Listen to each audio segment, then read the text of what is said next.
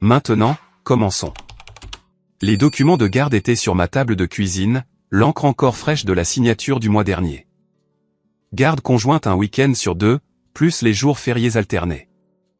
Mon avocat m'avait dit que j'avais de la chance d'obtenir autant. L'avocat de Véronica m'avait dépeint comme instable pendant le divorce, un homme qui ne pouvait pas offrir la même stabilité que sa famille aisée. J'avais ravalé ma fierté et signé parce que je connaissais la vérité. Mon fils de 7 ans avait besoin de son père dans sa vie, même si ce n'était que 48 heures à la fois. Je m'appelle Devon McCarthy, et j'avais passé 12 ans en tant que thérapeute cognitivo-comportementaliste avant que le divorce ne fasse dérailler ma pratique, pas le genre qui travaille dans un bureau. Je consultais pour des clients privés, des personnes ayant des problèmes spécifiques qu'elles ne pouvaient résoudre par des moyens conventionnels, la reconnaissance de schémas, la prédiction comportementale, la manipulation psychologique et la négociation. J'avais aidé des PDG à naviguer dans des OPA hostiles, des familles à arbitrer des litiges successoraux, et même assisté quelques auteurs à développer des personnages psychologiquement précis. Le travail était assez lucratif pour que Véronica se soit habituée à un certain mode de vie. Puis elle a rencontré Kenny. Kenny Orley n'était pas seulement son frère aîné. Il était l'enfant prodige de l'empire familial Orley. Leur père avait bâti une chaîne de concessions automobiles dans 3 États avant de mourir d'une crise cardiaque lorsque Véronica avait 19 ans. Kenny a hérité de l'entreprise à 25 ans et l'a rapidement menée à sa perte avec une mauvaise gestion alimentée par la cocaïne et une comptabilité créative. Au moment où j'ai épousé Véronica, les concessions n'existaient que sur le papier, vendues pour payer des dettes. Mais les Orley maintenaient leur manoir, leur statut, leur attitude condescendante envers quiconque travaillait réellement pour vivre. Kenny m'avait méprisé dès le premier jour.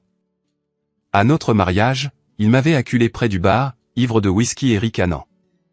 Tu sais qu'elle s'abaisse en étant avec toi, n'est-ce pas? Jouant à la classe moyenne.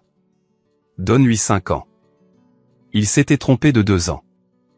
Le divorce est survenu après que Véronica ait décidé que ma petite entreprise de parleur n'était pas suffisante. Elle voulait la vie qu'elle avait connue en grandissant. Le manoir, le club de campagne, les étés dans les hantons. Quand je n'ai pas pu lui offrir cela, elle est rentrée chez maman. Son avocat avait des preuves d'une liaison émotionnelle. Des emails que j'avais envoyés à une collègue à propos d'un cas difficile que l'équipe juridique de Véronica a transformé en quelque chose que ce n'était pas vrai, mais la vérité n'avait pas d'importance. Le juge lui a accordé la garde principale. Mon fils Ethan était mon monde. Des cheveux blonds comme sa mère, mais il avait mes yeux, vifs, observateurs, absorbant tout. À 7 ans, il montrait déjà des signes de la reconnaissance des schémas qui caractérisaient ma famille. Il m'a battu aux dames le mois dernier en prédisant mes coups 3 tours à l'avance. C'était vendredi soir, mon week-end avec Ethan. Je prévoyais de l'emmener au musée des sciences demain. Ils avaient une nouvelle exposition sur la robotique. Je préparais son dîner préféré, un macaroni au fromage maison avec le gruyère raffiné qu'il aimait quand mon téléphone a sonné. Le numéro était celui de la montre connectée d'Ethan, celle que je lui avais achetée pour qu'il puisse toujours me joindre. Mon rythme cardiaque a bondi avant même que je ne réponde. Il n'était pas censé appeler pendant les semaines de Véronica, sauf en cas d'urgence. Papa. Sa voix était petite, tremblante. Ethan, qu'est-ce qui ne va pas, mon pote? Je suis chez grand-mère Glatty. Ils ne me laissent pas utiliser les toilettes. Son souffle s'est coupé. Je me retiens depuis 6 heures. Oncle Kenny n'arrête pas de me donner de l'eau et ça fait mal. Papa, ça fait tellement mal. Ma main s'est serrée autour du téléphone. À travers la ligne, j'ai entendu des rires. Le rire braillant distinctif de Kenny, le même qu'il avait utilisé à mon mariage lorsqu'il avait fait des blagues sur Véronica se mariant avec quelqu'un de moins bien. Maman dit, je dois apprendre la discipline. A chuchoté Ethan. Ils ont fermé la porte des toilettes à clé. Oncle Kenny dit, je fais le bébé. Plus de rire plus proche maintenant. Puis la voix de Kenny s'est brouillée. C'est ça. Raconte tout à papa. Dis-lui à quel point son fils est faible. Il ne peut même pas retenir sa pisse comme un homme. La brume rouge qui a envahi ma vision n'était pas de la colère. C'était quelque chose de plus froid, de plus calculé. Ma formation thérapeutique a pris le dessus. La même analyse détachée que j'utilisais pour dresser le profil de client difficile. Kenny était ivre. La cruauté s'intensifiait. Ce n'était pas la première fois. Ethan, ai-je dit, ma voix calme et posée. J'ai besoin que tu sois courageux pendant 10 minutes de plus. Tu peux faire ça? Je viens te chercher tout de suite. Ils ne me laisseront pas partir. Si. J'ai attrapé mes clés. Reste en ligne avec moi. Ne raccroche pas. Je vivais dans un modeste appartement de 2 chambres en ville à 40 minutes du domaine des Orlais en banlieue. Je pouvais y être en 25 minutes si j'accélérais, mais je n'y allais pas seul et je n'y allais pas sans préparation. J'ai appelé Jacob Washington en me dirigeant vers le parking. Jacob et moi nous connaissions depuis l'université. Il avait fait du droit avant d'abandonner pour devenir détective privé. Un M93, ancien linebacker universitaire avec un visage qui criait « Ne m'embêtez pas ». Plus important encore, il était armé et m'avait aidé avec les vérifications d'antécédents de clients potentiels. « Dave, quoi de neuf? J'ai besoin de toi au manoir des Orlais dans 20 minutes. Apporte ton appareil photo, ton enregistreur et sois prêt. » Jacob savait mieux que de poser des questions quand j'utilisais ce ton. En route. J'ai gardé Ethan en ligne pendant que je conduisais, lui parlant de tout et de rien. L'exposition du musée, son jeu vidéo préféré, la nouvelle bande dessinée que j'avais achetée pour ce week-end. Le gardant l'esprit loin de la douleur, le gardant concentré sur ma voix. Je pouvais l'entendre gémir occasionnellement. Son corps de 7 ans luttant contre une détresse physique qu'aucun enfant ne devrait endurer. En arrière-plan, j'ai entendu la voix de Véronica. « Kenny, peut-être qu'on devrait se taire, Ronnie. Le gamin doit apprendre. Ton ex l'a élevé pour être mou. » Mes jointures étaient blanches sur le volant, mais ma voix est restée calme. « Ethan, mon pote, j'y suis presque. 5 minutes de plus. » Le domaine Hurley se trouvait derrière des grilles de fer dans un quartier d'ancienne richesse où les maisons portaient des noms plutôt que des numéros. Willowbrook Manor, 1100 mètres carrés d'architecture coloniale revivale que Glatty Hurley entretenait comme un musée à la réussite de son mari décédé. Les grilles étaient ouvertes comme toujours lors des réunions de famille. Je me suis garé dans l'allée circulaire, le gravier crissant sous mes pneus. Le SUV noir de Jacob s'est arrêté derrière moi. Il est sorti, son sac photo sur l'épaule, le visage marqué par l'expression que je reconnaissais de nos jours universitaires lorsqu'il était sur le point de frapper quelqu'un sur le terrain. « À quoi avons-nous affaire ?» a-t-il demandé doucement. « Maltraitance d'enfant. Kenny Hurley torturant mon fils de 7 ans. Tout est enregistré. » La mâchoire de Jacob s'est serrée. Compris. La porte d'entrée était déverrouillée. Une autre affectation des Hurley. L'idée que leur quartier était si sûr qu'ils n'avaient pas besoin de verrouiller les portes. Je suis entré sans frapper. Téléphone toujours à l'oreille. Jacob juste derrière moi. Le hall d'entrée était exactement comme je m'en souvenais. Plancher de marbre, lustre en cristal, portrait de famille tapissant les murs. Des voix venaient de la grande salle à gauche. Je les ai suivies. La scène dans laquelle je suis entré serait gravée dans ma mémoire pour toujours. Ethan était assis sur une chaise antique, les larmes coulant sur son visage, les jambes serrées. Son visage était rougi, et je pouvais voir le tremblement de ses petites mains. Véronica se tenait près de la fenêtre, les bras croisés, l'air mal à l'aise, mais n'intervenant pas. Glatty Hurley était assise sur le canapé, ses cheveux argentés parfaitement coiffés, observant la détresse de son petit-fils avec le même détachement froid qu'elle m'avait toujours montré. Et Kenny se tenait devant Ethan avec un verre d'eau, riant. Sa chemise était déboutonnée, ses yeux vitreux d'alcool. Sa femme, Jessie Orley, était assise à proximité, parcourant son téléphone, levant occasionnellement les yeux avec un sourire narquois. « Allez, neveu. » Kenny disait, « Un verre de plus. Si tu peux te retenir encore 1 heure, peut-être qu'on déverrouillera les toilettes. » Je suis entré dans la pièce. « Nous partons maintenant. » Toutes les têtes se sont tournées. Le visage de Véronica est devenu pâle. L'expression de Kenny est passée de la surprise à ce sourire condescendant familier. Eh bien, le père se montre. C'est la maison de ma mère. McCarthy, tu n'es pas censé être ici pendant le temps de garde de Véronica. Jacob, ai-je dit doucement. Commence à enregistrer. Jacob a sorti son téléphone.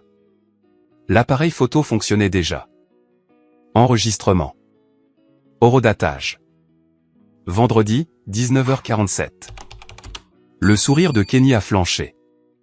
Tu ne peux pas. Je peux. C'est un état à consentement unilatéral. Ethan, viens ici. Mon fils s'est élancé de la chaise, courant vers moi. Je l'ai rattrapé, sentant son petit corps trembler. Il a enfoui son visage dans ma poitrine et j'ai senti de l'humidité. Que ce soit des larmes ou le résultat inévitable de ce qu'ils avaient fait, je ne savais pas et ne m'en souciais pas. Ça va, mon pote. Ai-je murmuré. Allons aux toilettes. Les toilettes sont fermées à clé, a dit Kenny. Il a souri en retour. Règle de la maison. Ordre de grand-mère. J'ai regardé Glatty. Elle a soutenu mon regard froidement. L'enfant doit apprendre à se contrôler. Véronica est d'accord pour dire que c'est une discipline nécessaire. Discipline. J'ai laissé le mot flotter dans l'air. Puis j'ai regardé Véronica. Tu as accepté ça? Elle n'a pas voulu croiser mon regard. Ce n'est pas il a eu des accidents à l'école. La thérapeute a dit, je suis thérapeute, Véronica. Forcer un enfant à retenir sa vessie pendant 6 heures tout en le faisant boire de l'eau, ce n'est pas de la thérapie. C'est de la torture. Ne sois pas dramatique, a dit Glatty. Nous avons élevé 3 enfants de cette façon. Et comment ça a marché, ai-je interrompu. Kenny est un ivrogne qui a détruit l'entreprise de son père. Véronica ne peut pas prendre de décision sans demander votre permission. Votre plus jeune, comment s'appelait-il? Roger. La dernière fois que j'ai entendu parler, il était en cure de désintoxication pour la 3e fois. Le visage de Glatty est devenu rouge. Comment oses-tu? Jacob. Assure-toi de tout enregistrer. Surtout la partie où ils admettent avoir sciemment causé du tort à un mineur. J'ai regardé Kenny. Déverrouille les toilettes ou je défonce la porte. Kenny a écarté les bras. Vas-y, dégâts matériels. Je te ferai arrêter. J'ai souri. Ce n'était pas un sourire agréable. Fais-le, s'il te plaît. J'adorerais expliquer à la police pourquoi j'ai dû défoncer une porte de salle de bain pour laisser mon fils de 7 ans uriner après 6 heures de consommation forcée de liquide. Je suis sûr que les policiers intervenants seront très compréhensifs. Pour la première fois, l'incertitude a traversé le visage de Kenny. Jessie a levé les yeux de son téléphone, sentant le changement d'ambiance dans la pièce. C'est ridicule, a dit Véronica, retrouvant enfin sa voix. Devon, tu exagères. Est-ce le cas? Jacob a fait pivoter la caméra vers Ethan. Jacob l'a fait. Mon fils tremblait toujours, son visage taché de larmes et rougi par la douleur et l'humiliation. C'est de la maltraitance d'enfants en vidéo, ai-je dit doucement, ainsi que l'audio de vous tous l'admettant. Maintenant, vous avez 2 choix. 1. Déverrouiller la salle de bain, laissez-moi prendre mon fils, et nous n'en parlerons plus jamais. 2. Je sors d'ici, je me dirige directement vers le poste de police, je dépose une plainte, et je laisse les services de protection de l'enfance et les tribunaux de la famille régler ça. Vous ne pouvez rien prouver, a dit Glatty, mais sa voix tremblait. J'ai l'appel téléphonique d'Ethan enregistré. Jacob a les 3 dernières minutes de vidéo. J'aurai des documents médicaux de tout traumatisme physique, et Ethan racontera son histoire à un psychologue pour enfants qui témoignera que ce genre de traitement constitue un abus. J'ai fait une pause.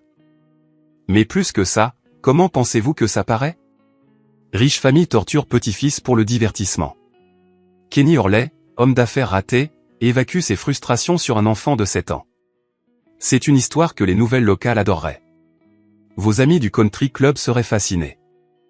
La pièce est devenue silencieuse. Je pouvais voir le calcul dans les yeux de Glatty. La même évaluation froide qu'elle avait toujours faite de la réputation et du statut social. Kenny, déverrouille les toilettes, a-t-elle dit doucement. Maman, maintenant, Kenny a sorti une clé de sa poche, le visage rouge de colère et d'alcool. Ce n'est pas fini, McCarthy. Si, ai-je dit, parce que si jamais j'entends que tu as ne serait-ce que élevé la voix sur mon fils à nouveau. Je ne viendrai pas ici calmement avec un témoin. Je te détruirai, vous tous. Et je le ferai légalement, publiquement et définitivement. J'ai porté Ethan jusqu'aux toilettes que Kenny a déverrouillées. J'ai attendu dehors pendant qu'il se soulageait. le bruit de son soulagement et de ses pleurs doux me brisant le cœur. Quand il est ressorti, je l'ai repris dans mes bras, sans me soucier qu'il était probablement trop vieux pour être porté, sans me soucier de rien d'autre que de le sortir de cette maison. Nous partons, ai-je dit à Jacob. Alors que nous nous dirigions vers la porte d'entrée, Véronica a appelé. Devons, attends. Je me suis retourné. Elle se tenait dans le hall, les mains jointes. Je ne savais pas que ça irait si loin, a-t-elle dit. Je pensais que Kenny avait dit qu'il lui apprenait juste. Tu as pensé, ma voix était plate. Tu as entendu notre fils pleurer et tu as pensé que c'était bien. Ma famille connaît la discipline. Votre famille connaît la cruauté. Il y a une différence. J'ai ajusté Ethan dans mes bras. Nous en parlerons par l'intermédiaire d'avocats. Si tu veux revoir Ethan, tu devras accepter des visites supervisées uniquement. Sinon, je dépose une demande de garde complète lundi avec cette vidéo comme preuve. Son visage s'est froissé. Tu ne peux pas, j'ai marché dehors dans l'air frais du soir. Jacob à mes côtés. Ethan s'accrochait à mon cou, sa respiration se stabilisant enfin. Chez moi ou chez toi? A demandé Jacob. Chez moi. Je dois documenter son état. Puis j'ai fait une pause. Ensuite, je dois passer quelques appels. Dans ma voiture, Ethan attaché en toute sécurité sur le siège arrière, j'ai regardé mon ami. Merci. Quand tu veux. Le visage de Jacob était sombre. Dave, ce qu'ils ont fait, je sais. Tu vas vraiment les traîner en justice? J'ai pensé au rire de Kenny, à la complicité de Véronica, à la froide indifférence de Glatty. J'ai pensé aux larmes et à la douleur de mon fils.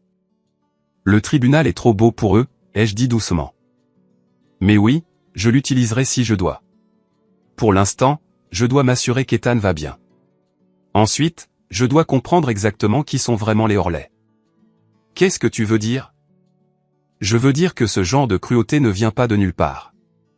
Et Kenny n'est pas juste un ivrogne. Les gens ivres sont négligents. C'était calculé. Ils ont fermé à clé une porte de salle de bain, forcé la consommation de liquide et chronométré. C'est de la maltraitance systématique. Les yeux de Jacob se sont rétrécis.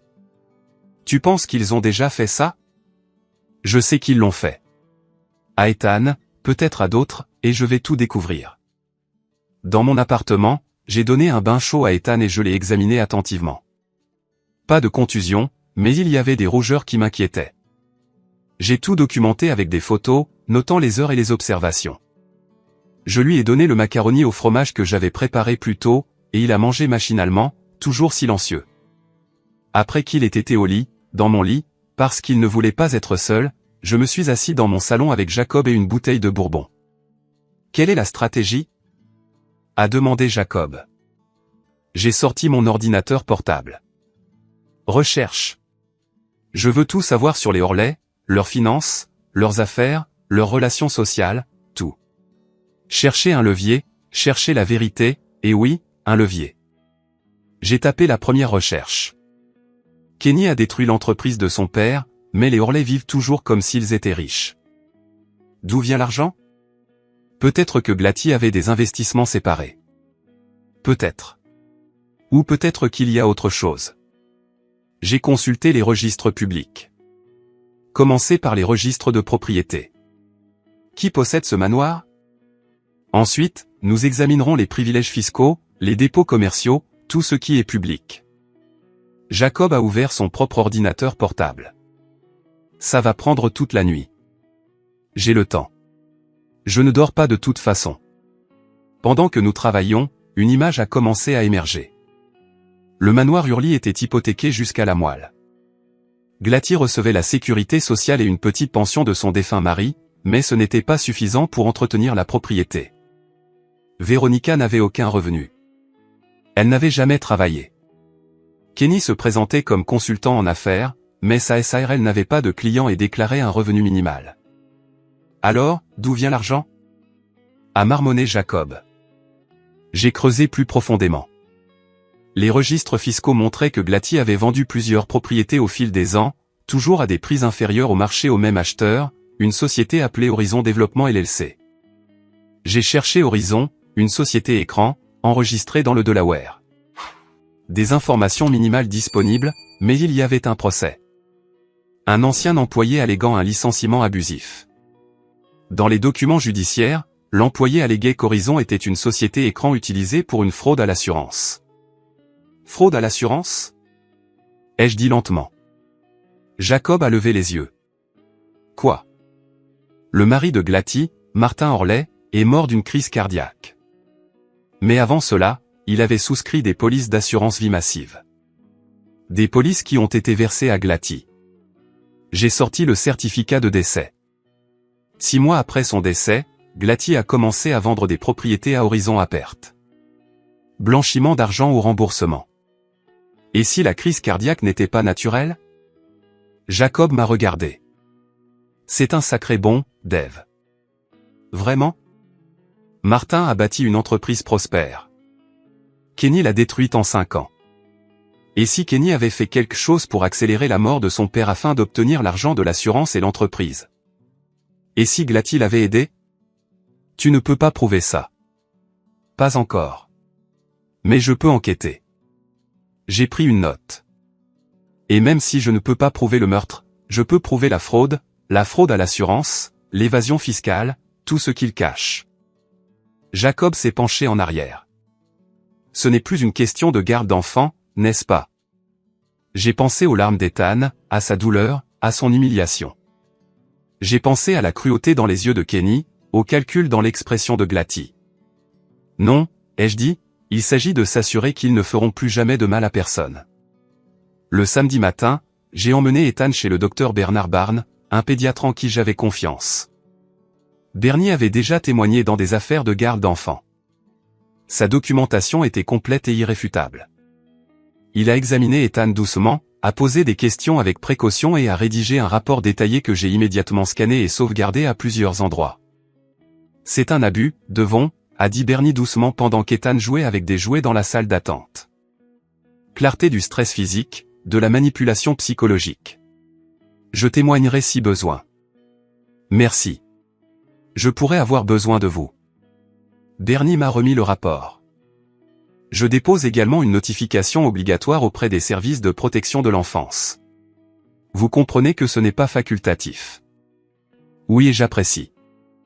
Avec le rapport de Bernie en main, j'ai passé l'après-midi avec Ethan au musée des sciences comme prévu, essayant de lui donner un peu de normalité. Il s'est égayé à l'exposition sur la robotique, posant des questions et riant aux démonstrations, mais je l'ai surpris à regarder par-dessus son épaule de temps en temps comme s'il s'attendait à ce que Kenny apparaisse. Ce soir-là, après qu'Ethan soit endormi, j'ai appelé mon avocat, Don Harding, un spécialiste en droit de la famille qui avait géré mon divorce. Il a écouté mon résumé sans m'interrompre. Vous voulez la garde complète, a dit Don quand j'ai eu fini. Garde exclusive, visite supervisée uniquement pour Véronica, et une ordonnance restrictive contre les Orley. La vidéo et le rapport du médecin aideront. Mais Devon, vous devez comprendre que les juges sont réticents à mettre fin complètement au droit de garde d'une mère, sauf dans des circonstances extrêmes. Ce qu'ils ont fait à Ethan est extrême. D'accord. Mais l'avocat de Véronica affirmera qu'elle n'était pas l'acteur principal. Elle jettera son frère sous le bus, affirmera qu'elle a essayé de l'arrêter, mais a été contrecarrée par sa mère. Elle est restée là à regarder. Je sais et nous argumenterons cela. Mais préparez-vous à une bataille. Les Orley ont des ressources. Moi aussi. Argent, information. Ils cachent quelque chose, dont des crimes financiers, peut-être pire. Je vais le trouver. Et quand je le ferai, je l'utiliserai. Don est resté silencieux un instant. Devon, soyez prudent. Si vous les poursuivez illégalement, tout ce que je fais est légal. Archives publiques, enquêteurs agréés, recherche légitime. Je ne viole aucune loi. Ne franchissez pas la ligne. Vous perdrez Ethan si vous le faites. Après avoir raccroché avec Don, j'ai rouvert mon ordinateur portable. Jacob avait envoyé d'autres recherches, des dossiers financiers qu'il avait obtenus par des voies légales, des documents d'entreprise, des archives de journaux. J'ai commencé à établir une chronologie. 1998, Martin Orley achète 3 concessions automobiles. L'entreprise prospère. 2003, Martin souscrit une assurance vie de 5 millions de dollars. Nomme Glatty comme bénéficiaire. 2005, Martin décède d'une crise cardiaque à 58 ans. L'autopsie révèle des taux de potassium élevés attribués à un événement cardiaque. 2006, Glatty reçoit un paiement de 5 millions de dollars. Kenny reprend l'entreprise. 2007 à 2011, l'entreprise décline fortement. Les concessions sont vendues avec des pertes importantes.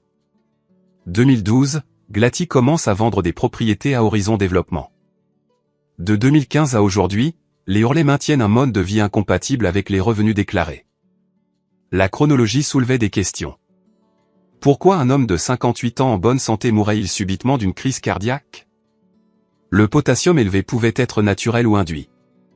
Le chlorure de potassium était indétectable lors des autopsies si l'on ne le cherchait pas spécifiquement. Mais c'était il y a 17 ans. Même si j'avais raison, le prouver serait impossible à moins d'avoir un témoin. J'ai pensé à la structure de la famille Hurley. Martin et Glatty avaient 3 enfants, Kenny, Veronica et Roger. Roger, le plus jeune, en est actuellement à sa 3e cure de désintoxication. Qu'est-ce qui avait poussé Roger à l'addiction? Un dysfonctionnement familial, certes, mais peut-être quelque chose de plus spécifique. Peut-être la culpabilité. Peut-être la connaissance. J'ai cherché les informations de Roger. Il était dans un établissement appelé Serenity Piney dans le nord de l'État de New York, 48 ans, avec des antécédents de dépendance à la cocaïne et à l'alcool remontant à ses 20 ans.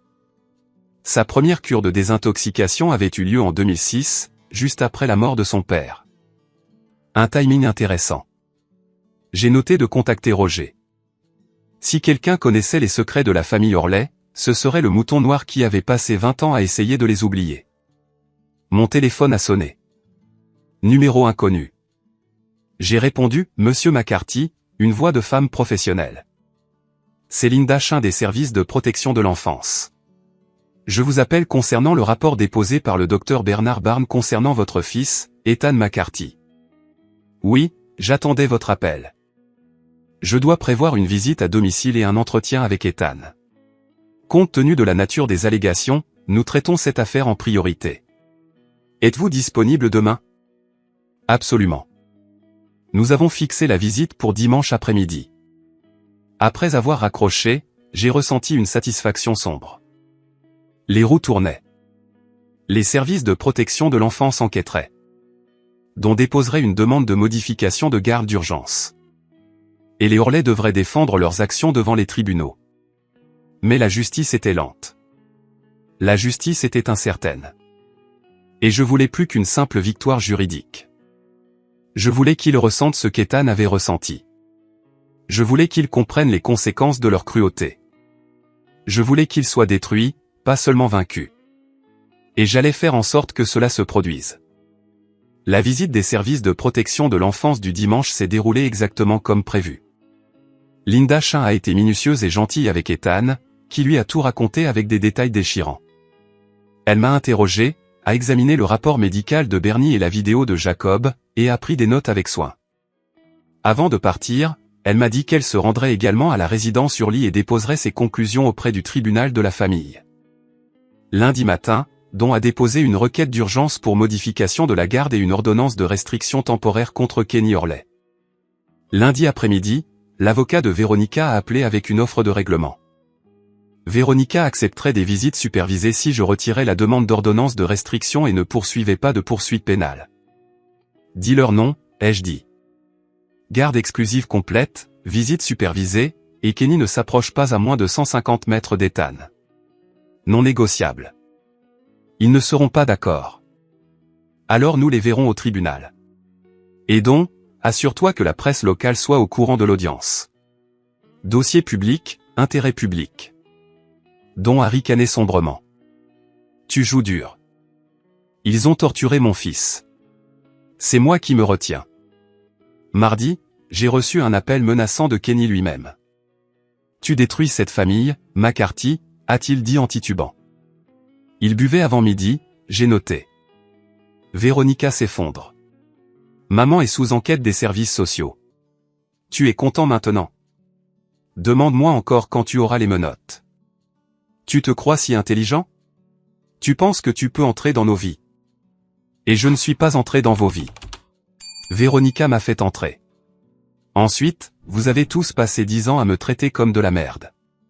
J'ai toléré ça pour elle. Mais tu as touché mon fils. Tu l'as blessé. Et maintenant tu vas payer pour ça. Tu ne peux pas. Je peux. Et je le ferai. Ce n'est que le début, Kenny. Quand j'aurai fini, tu souhaiteras avoir juste déverrouillé cette porte de salle de bain.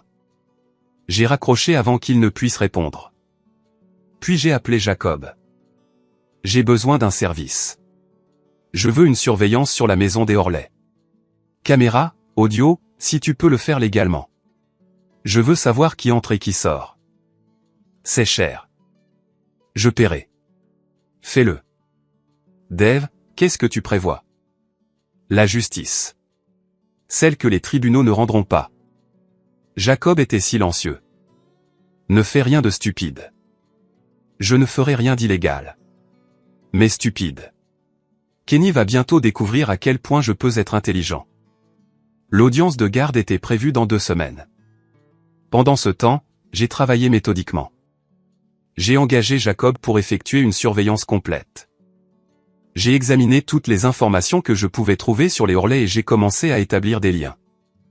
Horizon Développement LLC, la société achetant les propriétés de Glatty, appartenait à un homme nommé Saul O'Neill. O'Neill avait un casier judiciaire, fraude à l'assurance des années 1990, avait purgé 3 ans de prison fédérale. Après sa libération, il avait fondé Horizon et fait carrière en achetant des propriétés en difficulté, en réclamant des dommages excessifs et en percevant des indemnités d'assurance. Si Glatty travaillait avec O'Neill, elle était complice de fraude. Et si Kenny le savait, ce qu'il devait savoir, étant donné son rôle dans les finances familiales, il était complice aussi. J'avais besoin de preuves. Pas seulement des registres publics, mais des preuves réelles de la fraude. Cela signifiait pénétrer dans leur opération, ce qui signifiait se rapprocher de quelqu'un dans l'annon. Jessie Orlais, la femme de Kenny, était le maillon faible. Elle avait épousé la famille il y a 5 ans, une ancienne serveuse de cocktail qui avait vu Kenny comme son ticket pour la richesse. Mais la richesse était une illusion, et d'après les images de surveillance que Jacob avait recueillies, Jessie était malheureuse. Elle se disputait fréquemment avec Kenny, quittait la maison pendant des heures et rencontrait régulièrement un homme qui n'était certainement pas son mari dans un hôtel du centre-ville. Une liaison, un levier parfait. J'ai demandé à Jacob d'obtenir des photos claires et indéniables de Jessie et de son compagnon, un homme plus jeune, musclé, ne payant clairement pas la chambre d'hôtel lui-même. Puis j'ai préparé mon approche. Mercredi après-midi, j'ai suivi Jessie à son rendez-vous régulier pour les ongles dans un salon haut de gamme. J'ai attendu qu'elle ait fini, puis je l'ai interceptée sur le parking. Madame Orlais. Jessie. Elle s'est retournée, surprise, puis m'a reconnu. Son visage s'est durci. Je n'ai rien à vous dire. Très bien. J'ai quelque chose à vous montrer. J'ai brandi mon téléphone avec l'une des photos de Jacob. Bel hôtel. Le Grand View, n'est-ce pas? Ils ont un excellent service en chambre. Son visage est devenu blanc. Où avez-vous? Ne vous inquiétez pas. Je ne suis pas intéressé par votre liaison. Je suis intéressé par ce que vous savez des affaires de Kenny. Je ne sais rien. Si, vous savez. Vous êtes marié à lui depuis 5 ans. Vous êtes au courant de Horizon Développement, de la fraude à l'assurance, de tout le stratagème que les Orlais mènent pour maintenir leur mode de vie. J'ai rangé mon téléphone. Voici la situation. Je vais faire tomber les Orlais. Je vais dénoncer leur fraude, leurs abus, tout. Vous pouvez soit tomber avec eux, soit m'aider et vous en sortir indemne. Jessie a regardé autour d'elle nerveusement. Kenny me tuerait. Kenny aura de plus gros problèmes que vous. Le choix est simple. La loyauté envers une famille qui vous traite comme de la merde ou l'autopréservation. Elle s'est mordu la lèvre. Que voulez-vous? Des informations? Des documents? Des emails? Des conversations enregistrées? Tout ce qui prouve ce qu'ils font? Et si je vous donne ça, vous allez quoi? Supprimer les photos? Je ferai mieux que ça. Je m'assurerai que lorsque tout cela sera rendu public, vous serez présenté comme une victime qui a coopéré avec les autorités. Jessie Orlais, La femme courageuse qui a dénoncé les crimes de son mari. Vous paraîtrez sympathique, peut-être même héroïque, et l'affaire restera entre nous, à moins qu'elle ne devienne pertinente pour l'affaire, ce dont je doute. Elle m'a étudié un long moment. Vous les détestez vraiment, n'est-ce pas? Non. La haine est ce qu'ils font. Je crois juste aux conséquences.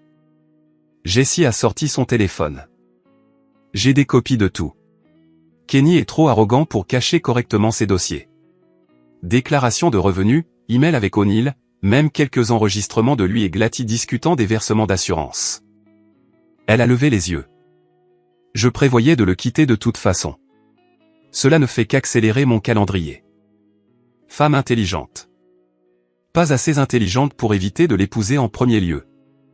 Elle a tapé sur son écran. Je vous enverrai tout, mais je veux une immunité écrite avant de témoigner de quoi que ce soit. Mon avocat rédigera un accord. Vous collaborez avec les autorités, fournissez des preuves contre Kenny et Glatty, et vous vous en sortez avec l'immunité, plus un règlement de divorce favorable. D'accord. Elle a envoyé les fichiers là, sur le parking. Des centaines de documents, emails, enregistrements audio. En les voyant téléchargés sur mon stockage cloud chiffré, j'ai senti les pièces du puzzle s'assembler. Pourquoi faites-vous ça? A demandé Jessie. Je veux dire, je sais que ce que Kenny a fait à votre fils était horrible, mais cela semble être plus qu'une simple vengeance. J'ai réfléchi à comment répondre. Mon fils a 7 ans. Ils lui ont fait du mal parce qu'ils le pouvaient. Parce qu'ils pensaient qu'il n'y aurait pas de conséquences. Si je laisse faire, qu'est-ce que cela lui apprend? Que la cruauté gagne. Que le pouvoir l'emporte sur la justice. J'ai secoué la tête.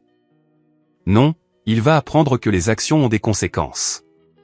Que les monstres ne peuvent pas se cacher derrière l'argent et le statut. Que son père le protégera toujours. Jessie a hoché la tête lentement. J'espère que vous les détruirez.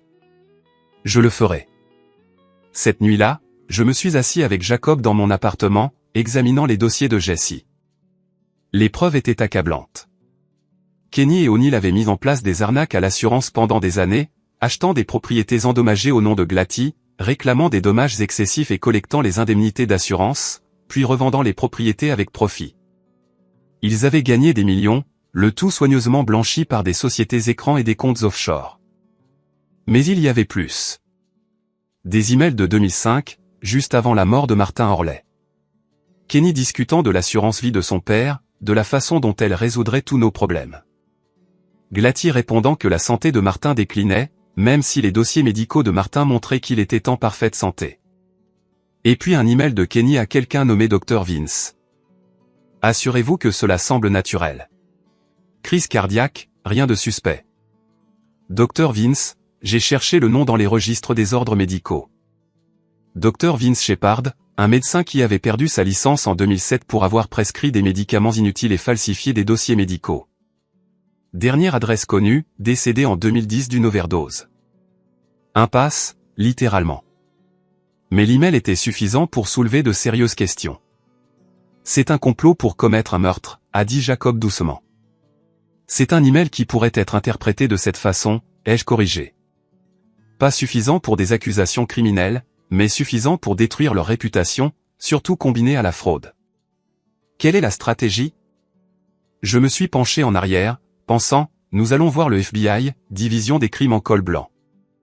Donnez-leur tout sur la fraude à l'assurance. C'est une juridiction fédérale, et c'est infaillible. Pendant qu'ils enquêtent, je divulguerai le complot de meurtre à la presse. Laissez l'opinion publique détruire ce que la loi ne peut pas prouver. C'est la politique de la terre brûlée, Dave. Ils ont torturé mon fils. La politique de la terre brûlée est miséricordieuse. Le FBI était intéressé. L'agent spécial Peter Becker, un vétéran de la division des crimes en col blanc, a examiné nos preuves et a immédiatement ouvert une enquête. Il ne pouvait pas commenter le complot de meurtre. Trop ancien, trop difficile à prouver, mais l'affaire de fraude était solide. Nous aurons besoin du témoignage de Madame Orley. Becker a dit, elle est prête. Je demanderai à son avocat de vous contacter. Et vous faites cela parce qu'ils ont blessé mon fils et parce que la loi doit s'appliquer à tous de manière égale, riches ou pauvres. Becker m'a étudié. Vous ne faites pas cela pour de l'argent. Vous n'essayez pas de négocier un règlement. Vous voulez réellement les voir poursuivis. Je veux les voir en prison là où ils devraient être. Il a hoché la tête. Alors nous ferons en sorte que cela se produise. L'audience de garde a eu lieu avant que le FBI ne puisse agir. Veronica s'est présentée avec un nouvel avocat, un requin nommé Rita Connors, qui a essayé de me dépeindre comme vindicatif et instable. Mais dont avaient nos preuves. Le rapport médical de Bernie, la vidéo de Jacob, les conclusions des services de protection de l'enfance qui ont corroboré les abus, et des témoins de moralité qui ont témoigné de ma capacité à être un parent. La juge a écouté les deux parties, puis a demandé à parler à Ethan dans son cabinet. 30 minutes plus tard, elle est sortie avec mon fils, dont elle tenait la main doucement. J'ai examiné les preuves et parlé avec l'enfant mineur, a déclaré la juge Sarah Ortiz. Il est établi par ce tribunal que les événements du vendredi soir constituent des abus et de la négligence envers un enfant. Madame McCarthy est jugée avoir manqué à son devoir de protéger son fils du mal. En conséquence, la garde physique et légale exclusive est accordée à Monsieur McCarthy. Madame McCarthy aura des visites supervisées 2 heures par semaine dans un lieu à approuver par Monsieur McCarthy. De plus, une ordonnance de restriction est par la présente délivrée contre Kenneth Orley, Glatty Orley et Jessica Orley, interdisant tout contact avec l'enfant mineur. Veronica a éclaté en sanglots. Son avocat a immédiatement commencé à plaider pour un appel, mais la décision du juge était finale, du moins pour l'instant. J'ai pris la main d'Ethan. Il a levé les yeux vers moi avec ses yeux vifs et a chuchoté, « On rentre à la maison maintenant, papa ?» « Oui, mon pote. On rentre à la maison. » Alors que nous sortions du palais de justice, des journalistes attendaient. Quelqu'un les avait prévenus, probablement le bureau de Don. J'ai fait une brève déclaration sur la justice pour les enfants maltraités, évitant soigneusement les détails qui pourraient compromettre l'enquête du FBI, mais je me suis assuré de mentionner le nom des Orley pour semer le doute dans la conscience publique. Cette nuit-là, les nouvelles locales ont diffusé l'histoire. Une famille prominente accusée de maltraitance d'enfants. Le père obtient la garde. C'était le début de la fin pour le statut social des Orley. 3 jours plus tard, des agents du FBI ont perquisitionné le manoir Orley avec des mandats. Ils ont saisi des ordinateurs, des documents, des dossiers financiers. Kenny a été arrêté pour fraude fédérale. Glatty, trop vieille et fragile pour une arrestation immédiate, a été assignée à comparaître. Jessie, fidèle à sa parole, a témoigné devant un grand jury.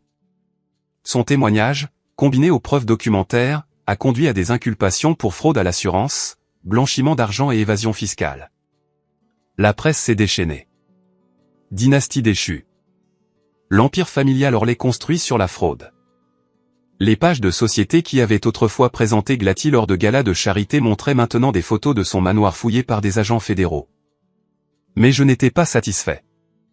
Kenny et Glatty iraient en prison. Oui, mais qu'en est-il de la mort de Martin?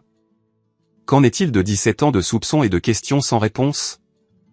J'avais besoin de Roger, le mouton noir, le toxicomane, celui qui aurait pu voir quelque chose, savoir quelque chose. J'ai appelé Serenity Pinet et j'ai demandé à parler à Roger Orley. Roger a accepté de me rencontrer dans un restaurant à mi-chemin entre son établissement et la ville. J'y suis allé un samedi après-midi gris, laissant Ethan avec Jacob pour la journée. Le restaurant était un routier spécial, tout en chromé pour le microphone, et du café qui avait le goût de café resté depuis l'administration Carter. Roger m'attendait dans une banquette du fond. 48 ans, mais l'air d'en avoir 60 avec des cheveux clairsemés et les capillaires brisés révélateurs d'une consommation prolongée d'alcool. Ses mains tremblaient légèrement alors qu'il soulevait sa tasse de café. « Monsieur McCarthy » a-t-il dit alors que je m'asseyais sur la banquette en face de lui. « J'ai suivi l'actualité. J'apprécie que vous m'ayez rencontré. Je n'arrivais pas à y croire quand j'ai appris que Kenny avait été arrêté. Maman aussi. » Il a ri amèrement. « En fait, c'est un mensonge. Je pouvais absolument y croire. Surpris que ça ait pris autant de temps. Roger, je dois vous poser des questions sur la mort de votre père. » Ses mains se sont immobilisées. Pourquoi? J'ai sorti mon téléphone et lui ai montré l'email entre Kenny et le docteur Shepard. Parce que je pense que ce n'était pas naturel. Roger a lu l'email, son visage devenant pâle. Puis il a posé son café et a regardé par la fenêtre pendant un long moment. J'avais 24 ans quand papa est mort, a-t-il dit finalement. Fraîchement sorti de l'université, je travaillais à la concession. Papa me préparait à prendre la relève éventuellement. Pas Kenny. Kenny était l'aîné, mais papa ne lui faisait pas confiance. Il disait qu'il était trop impulsif, trop gourmand. Qu'est-ce qui s'est passé? Papa s'est disputé avec Kenny et maman à propos d'argent, à propos de l'entreprise. Kenny voulait s'étendre, s'endetter, faire des investissements risqués. Papa a refusé. La dispute est devenue laide. Kenny est sorti en trombe. La voix de Roger a baissé. 3 jours plus tard, papa a eu sa crise cardiaque. Vous soupçonniez quelque chose. Je ne voulais pas, mais oui, papa était en bonne santé, faisait de l'exercice tous les jours, surveillait son alimentation, et puis soudainement mort à 58 ans. Il a secoué la tête. J'ai posé des questions. Maman m'a fait taire. Kenny m'a dit que j'étais paranoïaque. J'ai commencé à boire pour faire face à la culpabilité de ne pas avoir insisté davantage. La culpabilité de soupçonner votre mère et votre frère de meurtre. Roger a tressailli. Je n'ai jamais dit ça à voix haute. Je ne me suis même jamais permis d'y penser clairement. Mais oui, j'ai trouvé les dossiers du docteur Shepard.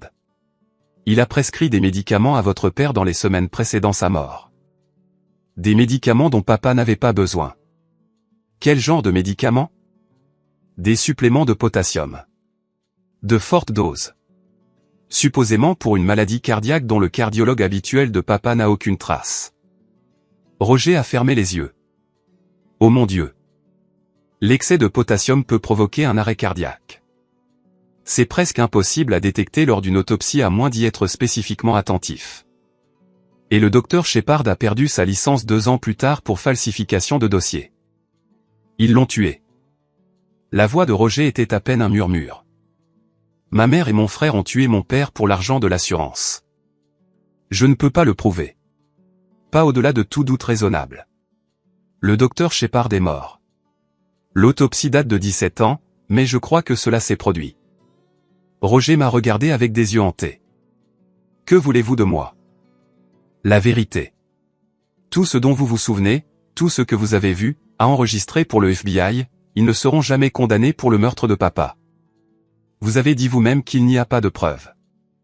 Non, mais ils sauront que je sais que vous savez que le monde les soupçonne. Et cette connaissance, ce doute, ce stigmate, les suivront pour le reste de leur vie. Je me suis penché en avant. Kenny va en prison pour fraude. Quand il sortira, s'il sort, il sera un criminel condamné avec un nuage de suspicion de meurtre au-dessus de sa tête. Glatty mourra en sachant que son héritage est détruit. C'est ça la justice, même si ce n'est pas une condamnation. Roger est resté silencieux un long moment. Puis il a sorti son téléphone. J'ai quelque chose, a-t-il dit. Je l'ai depuis 17 ans. Je n'ai jamais su quoi en faire. Il m'a montré un fichier vidéo. Horodatage. Octobre 2005, une semaine avant la mort de Martin. La vidéo montrait Martin Orley dans son bureau à domicile, enregistrant ce qui ressemblait à des aveux ou un testament. Si vous regardez ceci, la voix de Martin a dit, quelque chose m'est arrivé. Je dois vous faire savoir que j'ai découvert quelque chose à propos de Kenny et Glatty. Des irrégularités financières dans l'entreprise. Des documents qui suggèrent qu'ils ont volé les concessions. Je les ai confrontés ce soir. Kenny m'a menacé. A dit que je regretterais de ne pas lui avoir donné le contrôle. La vidéo s'est coupée brusquement. Papa m'a envoyé ça la veille de sa mort, a dit Roger. Un email avec des instructions pour le regarder si quelque chose lui arrivait. J'avais trop peur de faire quoi que ce soit. Trop jeune, trop faible. Je l'ai enterré et j'ai essayé d'oublier. Puis-je en avoir une copie? Roger l'a envoyé immédiatement. Cela aidera-t-il? Cela établit le mobile et la conscience de la culpabilité. Combiné à tout le reste, cela dresse un tableau. Pas suffisant pour des accusations de meurtre, mais suffisant pour le tribunal de l'opinion publique. Roger a hoché la tête lentement. Bien. Ils méritent tout ce qui leur arrive. Une chose de plus. Seriez-vous prêt à témoigner de ce que vous avez vu? Les disputes, le timing suspect, la vidéo de papa. Si ça aide à les enterrer, absolument. Nous avons parlé pendant 1 heure de plus. Roger m'a tout raconté. Les dynamiques familiales, la cruauté de Kenny en grandissant, la manipulation froide de Glatty, la façon dont il l'avait ostracisé lorsqu'il avait commencé à poser des questions sur la mort de Martin. Au moment où nous nous sommes séparés, j'avais une image complète de la pourriture de la famille Orley, et je savais exactement comment en finir. Le procès fédéral pour les accusations de fraude a nécessité 6 mois de préparation. Pendant ce temps, les avocats de Kenny et Glatty se sont battus avec acharnement, mais les preuves étaient accablantes. Le témoignage de Jessie, les documents, les dossiers financiers, tout cela a brossé un tableau clair de conspiration et de vol. Le procès lui-même a été un cirque médiatique. J'y assistais tous les jours, Ethan étant en sécurité à l'école ou avec Jacob. J'ai regardé Jessie témoigner, les agents du FBI expliquaient la piste de l'argent, l'arrogance de Kenny s'effondrait finalement sous le contre-interrogatoire. Le 10e jour du procès, Don m'a appelé avec des nouvelles. Véronica voulait parler. Nous nous sommes rencontrés dans un café, terrain neutre. Elle avait l'air exténuée, 10 kilos plus mince, ses cheveux ternes. La femme qui s'était autrefois fière de son apparence semblait brisée. « J'ai tout perdu », a-t-elle dit sans préambule. « Ma famille va en prison. Je n'ai plus d'argent. Le domaine de papa est saisi. Je vois à peine mon fils. » Elle m'a regardé avec des yeux rouges. « Tu as gagné. » Il ne s'agissait pas de gagner, n'est-ce pas? Vous vous êtes détruit. Non, vous vous êtes détruit vous-même. J'ai juste fait en sorte qu'il y ait des conséquences. Elle est restée silencieuse un instant. Je suis désolé pour ce qui est arrivé à Ethan. J'aurais dû le protéger. Oui, tu aurais dû. Peux-tu me pardonner un jour? J'ai réfléchi attentivement à cette question. Je ne sais pas, mais je n'ai pas besoin de te pardonner pour coéduquer efficacement. Ethan mérite de connaître sa mère. Si sa mère peut être la personne dont il a besoin, qu'est-ce que cela signifie? Cela signifie que si tu veux être dans sa vie, tu dois prouver que tu as changé, thérapie. Couper complètement les ponts avec Kenny et Glatty, construire ta propre vie. Fais ça et nous pourrons parler d'élargir les visites. Elle a hoché la tête lentement. Je vais essayer. N'essaie pas, fais-le pour Ethan. Le jury a délibéré pendant 3 jours. À leur retour, le verdict a été unanime. Coupable de tous les chefs d'accusation. Kenny a été condamné à 15 ans de prison fédérale. Glatty, compte tenu de son âge et de sa santé, a été condamné à 8 ans avec une recommandation de placement en établissement médical. Alors qu'ils étaient emmenés menottés, Kenny m'a regardé à travers la salle d'audience. J'ai soutenu son regard fermement. Pas de triomphe, pas de jubilation, juste la certitude que justice avait été rendue. À la sortie du palais de justice, les journalistes ont afflué. J'ai fait une brève déclaration remerciant le FBI et le jury, puis j'ai ajouté, cette affaire concerne bien plus que des crimes financiers. Il s'agit de responsabilité.